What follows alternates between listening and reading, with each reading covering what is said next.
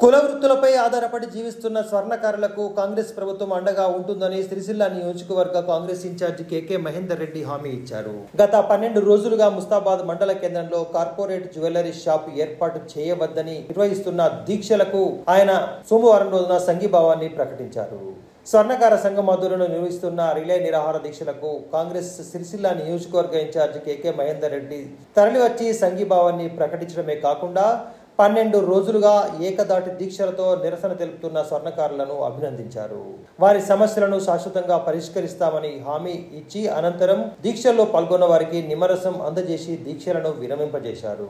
కార్యక్రమంలో ఆయన వెంట పోతుగల్ వ్యవసాయ మార్కెట్ కమిటీ చైర్మన్ తలారి రాణి నరసింహులు, కాంగ్రెస్ పార్టీ పట్టణ అధ్యక్షుడు గజ్జల రాజు, మాజీ ఎంపీటీసీ శ్రీనివాస్ గౌడ్, మహిళా విభాగం అధ్యక్షురాలు వనిత, స్వర్ణకారులు హాజరయ్యారు.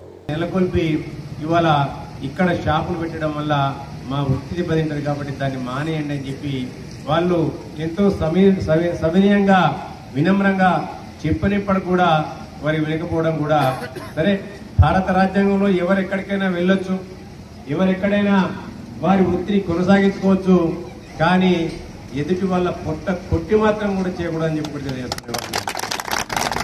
మా పొట్ట కొట్టనంత వరకు మేము దేనికి కూడా వ్యతిరేకం కాదు. ఇవాళ ఇది మా పొట్ట కొట్టే వ్యవస్థ కాబట్టి అందుకే ఇవాళ మేమందరం కూడా వ్యతిరేకిస్తున్నామని చెప్పి వాళ్ళు ముక్త కంఠంతో చెప్తున్నారు.